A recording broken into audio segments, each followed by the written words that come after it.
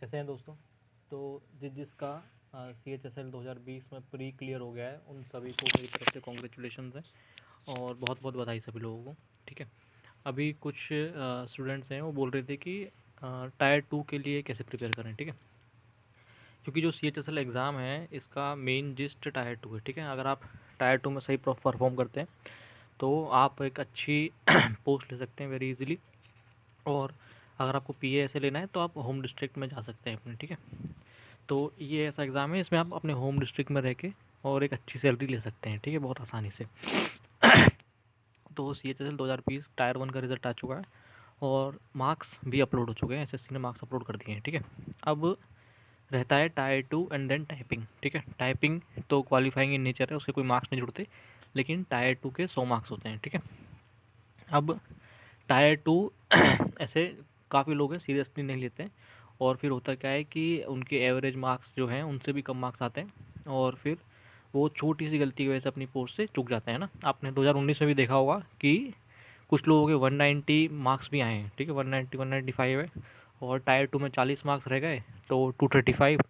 अब पोस्ट मिलेगी कि नहीं वो भी कंफर्म नहीं है। ठीक है, तो टायर 2 को सीरियसली लेना बहुत ज़रूरी है। ठीक है, तो इस वाले वीडियो में मैं टायर 2 का पूरा आपको क्लियर कर दूंगा। ठीक है, मैंने खुद ने मैं करंटली 2018 से टायर 2 दिया था, उसमें मेरे को पोस्टल असिस्टेंट मिला है। और 2019 में भी मैंने टायर 2 दिया, वहाँ मेरे 67 मार्क्स थे, 69 मार्क्स थे। और CGL का भी टायर 2 एक बार लिख चुका हूँ मैं। ठीक है, 2019 वाली का, उसमें मेरे 67 मार्क्स थे। ठीक है, तो मैंने कभी कोई कोचिंग नहीं ली इसके लिए। ठीक है, घर पे ही जो लिमिटेड रिसोर्सेज हैं उनसे पढ़ाई करी। ठीक है, और वही मैं आपको बताऊंगा कि मतलब कैसे आप घर पे रह के इजीली लिमिटेड रिसोर्सेज से अच्छा स्कोर कर सकते हैं ना। क्योंकि अगर आप 60 से अबोव स्कोर कर रहे हैं टायर 2 में तो वो काफ़ी अच्छा स्कोर है ना।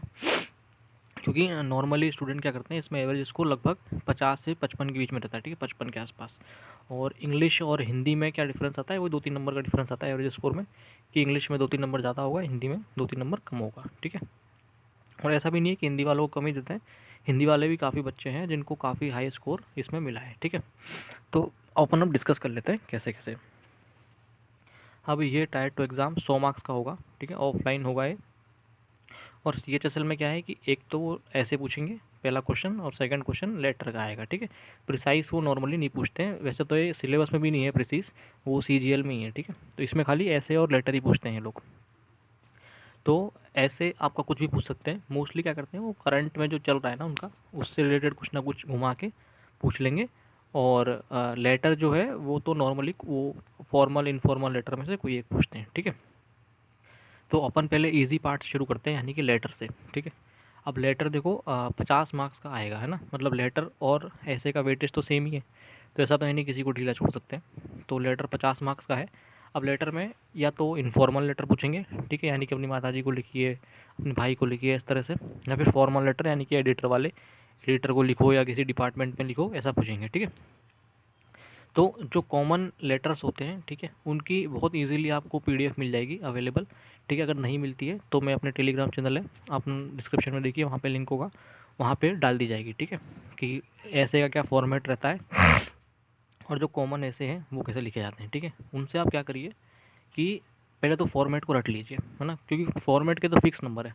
ऐसा नहीं होना चाहिए कि अपन फॉर्मेट में गलती कर दें और अपने कुछ 2-4 नंबर वहीं पे वेस्ट हो जाए।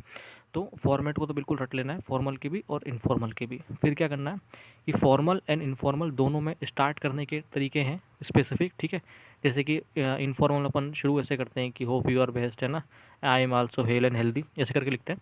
और इनफॉर्मल में नॉर्मली ऐसे स्टार्ट कर देते हैं कि this is to draw your kind attention to arts, या फिर ऐसा लिख देंगे कि by the from with the help of your prestigious newspaper करके, ऐसे करके अपना स्टार्ट करते हैं। तो ये स्टार्टिंग अपने को एकदम रटी होनी चाहिए, जिससे कि अपन एग्जाम में जो भी आए तुरंत लिख सकें ना। क्योंकि अपन, हाँ, क्या है कि ऐसे फर्स्ट क्वेश्चन आता है ना, तो उसमें आप थोड़ा टाइम लगा देते हैं। ठीक है, 30 मिनट लग जाते हैं, 40 मिनट लग जाते हैं। तो आपको लेटर है उसमें सोचने का टाइम अगर नहीं मिल पा रहा है तो आप तुरंत लिख दीजिए। लेटर खाली 150 वर्ड का आपको लिखना होता है। ठीक है, 150 वर्ड बहुत ही कम है। ठीक है, उस वाले जैसे C कॉपी आती है, वो 2 पेज में आपके 150 वर्ड 2-2.5 पेज में ख़त्म हो जाएंगे। ठीक है, तो पहले क्या करना है कि आप एक नो कहीं से भी PDF डाउनलोड करिए लेटर की। ठीक है, अगर आपके आसपास कोई शॉप है तो नॉर्मल बुक ले आइए, है ना, 40 रुपये की बुक आएगी रिकमेंड लेटर्स वाली। तो उसमें क्या करना है कि आप पढ़ लीजिए एक बार कि भाई लेटर कैसे लिखना है, कैसे शुरू करना है, फिर है ना, फिर लेटर दिन में एक लेटर लिख दीजिए, ठीक है, अपने भाई को लिख दीजिए। और और अपने घर में अगर आपके भाई है तो उनसे एक बार चेक करा लीजिए। नहीं तो क्या करिए कि टेलीग्राम पे अगर आपके कोई दोस्त हैं तो 3-4 लोगों का ग्रुप बना लो, ठीक है। वो 100-200 लोगों वाले ग्रुप में कभी ऐड मत होना, क्योंकि उसमें सिवाय टाइम वेस्ट के कुछ होगा नहीं, ठीक है। तो 3-4 लोगों का ग्रुप है वो बना लो, और उसमें आपस में एक दूसरे के लेटर चेक करना स्टार्ट करो, ठीक है।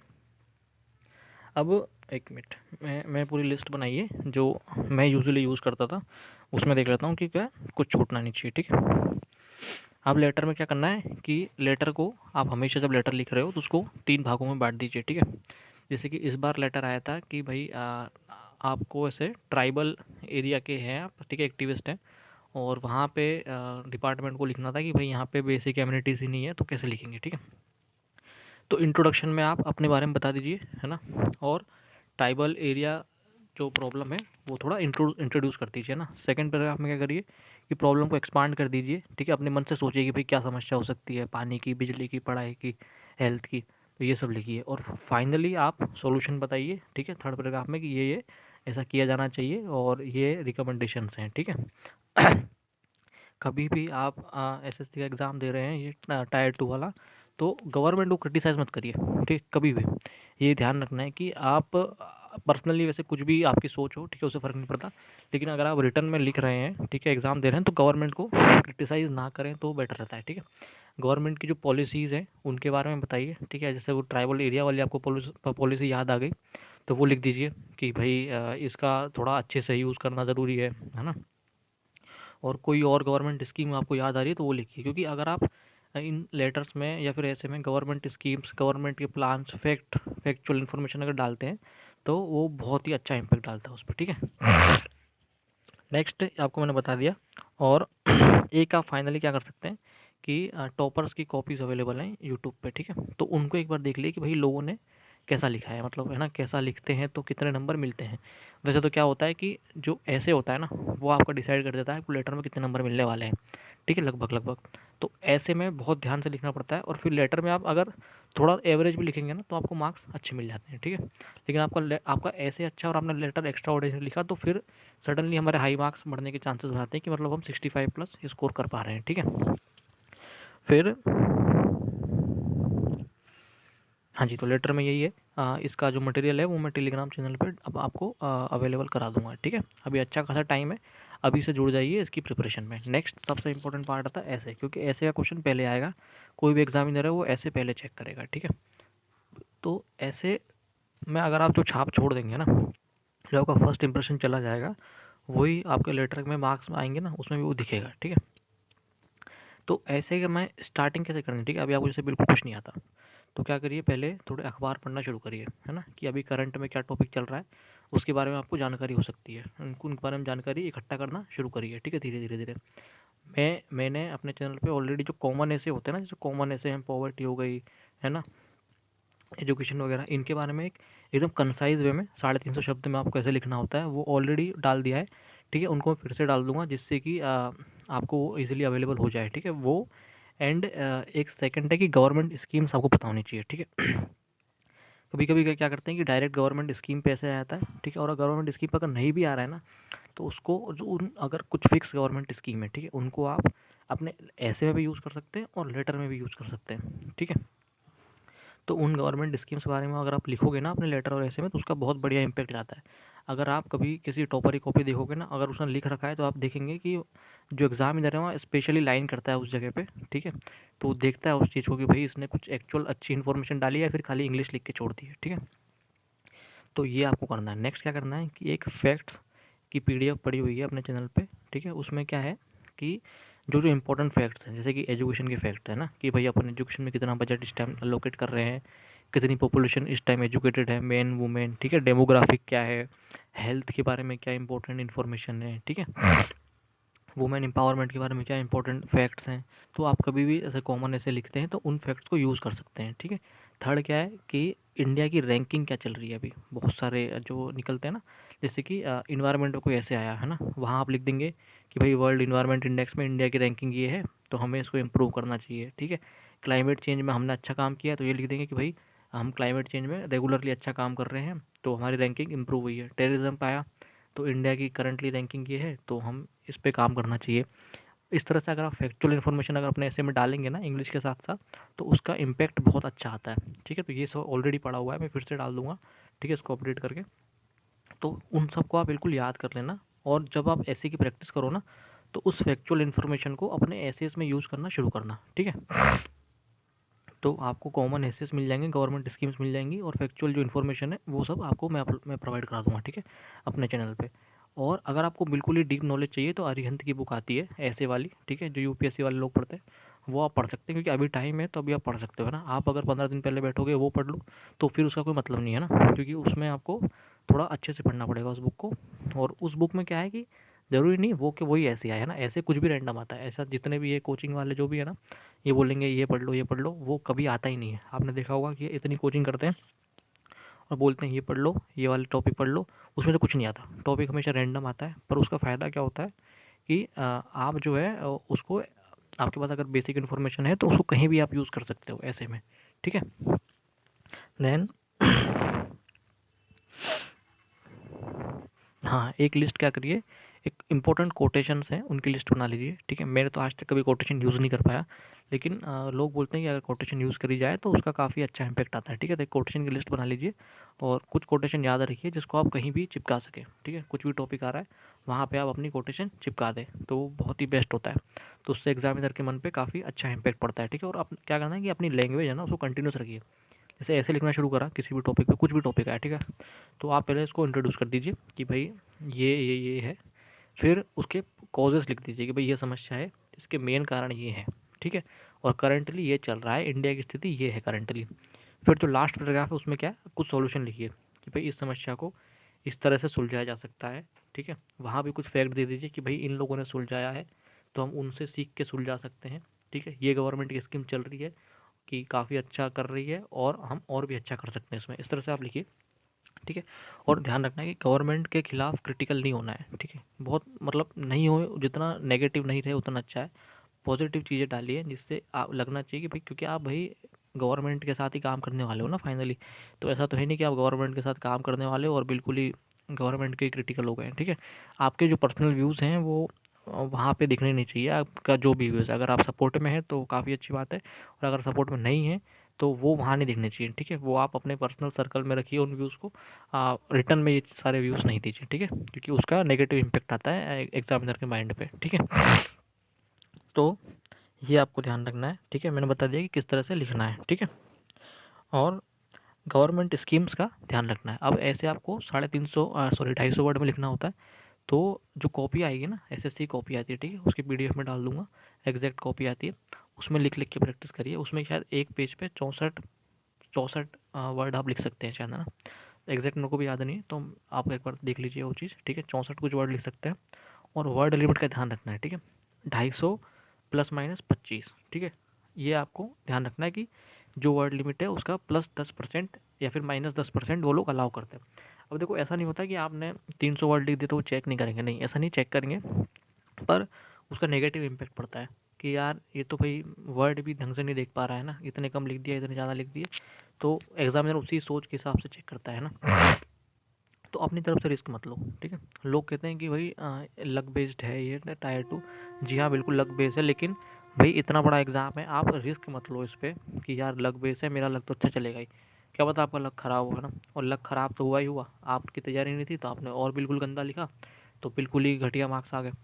तो कुछ तो अपनी तरफ से मेहनत अपनों को करनी पड़ेगी। ठीक है, फिर बाकी चीज़ें लक पे छोड़ दी जाएंगी। ठीक है, लोग पॉपुलेशन की जगह पोल्यूशन पे लिखते हैं तो भी उनको अच्छे नंबर मिले, तो इन्वायरमेंट इम्पैक्ट असेसमेंट की जगह इन्वायरमेंट पर लिखा है तो भी अच्छे मार्क्स मिले।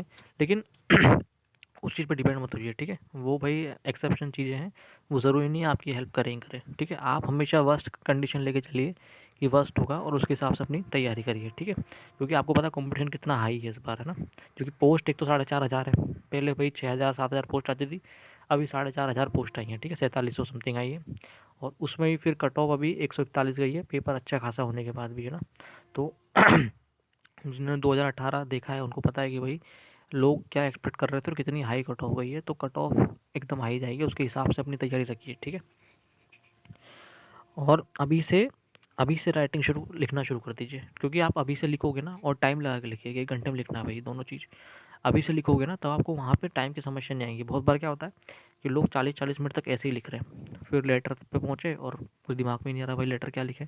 आपको इक्वल टाइम डालना है, लगभग मतलब इक्वल भी नहीं डाल पा रहा ना, मैक्सिमम 35 मिनट में आपको ऐसे ख़त्म करना है, और 25 मिनट अपना लेटर को देना है, क्योंकि भाई दोनों 50 नंबर के हैं, है ना, दोनों 50-50 नंबर के हैं, बराबर नंबर हैं, तो दोनों पे बराबर ध्यान देना पड़ेगा, ठीक है। और अभी से थोड़ा रीडिंग करना शुरू करिए, न्यूज़पेपर, ठीक है। द हिंदू पढ़ लीजिए, पीडीएफ अवेलेबल हो जाती है इजीली, ठीक है। Times of India, Indian express, कुछ भी पढ़िए, उनके जो एडिटोरियल है कम से कम उन्हीं को पढ़ लीजिए, पूरा मत पढ़ो। उससे आपको क्या लगेगा ना कि देखो उसमें ऑथर, बड़े बड़े ऑथर हैं, कैसे लिख रहे हैं, है ना, कि पहले इंट्रोड्यूस करते हैं किसी चीज़ को, फिर उसको एक्सप्लेन करेंगे, है ना, फिर उसके कॉजेज़ बताएंगे, उसके क्या कॉन्सिक्वेंसेज हैं वो बताएंगे, फिर उसका फाइनली सॉल्यूशन देंगे। इस वे में लिखो हमेशा ना, आपकी जो राइटिंग है वो कंटिन्यूस रहनी चाहिए। ऐसा नहीं कि आपने ऊपर वाले पैराग्राफ में कुछ और लिख दिया, फिर नेक्स्ट स्टार्ट कर रहे हैं वो कुछ और ही जा रहा है, और फाइनल लिख रहे हैं वो पता नहीं क्या ही है, ठीक है। उससे क्या अपने मार्क्स कटने की उम्मीद ज़्यादा रहती है, ठीक है। इसलिए रीडिंग करते रहिए, और ऐसी कोई बड़ी बात नहीं है, ठीक है। जो लिमिटेड मटेरियल है उसको अच्छे से पढ़िए, ठीक है। फैक्चुअल नॉलेज आपके पास होना चाहिए, ठीक है। रट लीजिए फैक्चुअल चीज़ों को, और उनको यूज़ करिए। जो आप अभी प्रैक्टिस करते हो ना, उनको यूज़ करिए। आपके भाई 60 नंबर तो कहीं भी नहीं जा रहे, ठीक है। 60 नंबर कोई भी रोकने वाला नहीं है। और जो लोग बॉर्डर पे है ना, वो भी भाई ऐसा नहीं सोचें कि यार हम तो बॉर्डर पे हैं, कैसे करेंगे यार। देखो मैं ऐसे कितने लोगों को जानता हूँ 2018 वाले एग्ज़ाम में, जो एकदम बॉर्डर पे थे, ठीक है।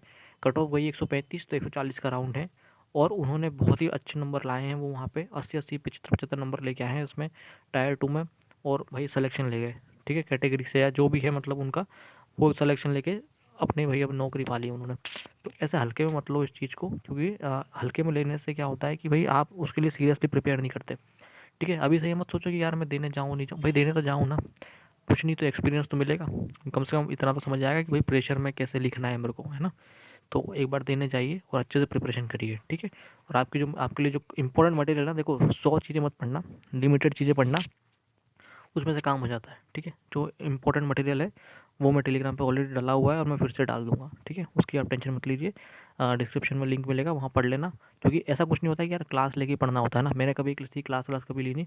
और बहुत बच्चे हैं जो नहीं लेते हैं क्लासेस, ठीक है। मैं बहुतों को जानता हूँ कि नहीं लेते हैं क्लासेस, क्योंकि भाई CGL की चल रही होती है प्रिपरेशन, है ना, अगले अगले साल वाला प्री आ रहा है उसकी चल रही होती है, तो टायर 2 के लिए टाइम का है।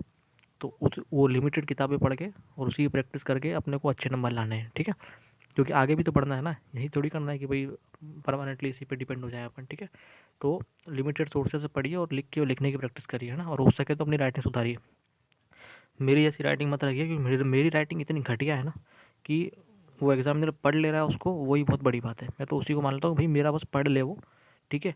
तो बाकी तो अपने आप कुछ ना कुछ भगवान देख ही लेगा, ठीक है। तो अपनी राइटिंग को थोड़ा बेटर रखिए, क्योंकि उससे अच्छा इंप्रेशन जाता है, ठीक है। और कोई टेंशन वाली बात नहीं है।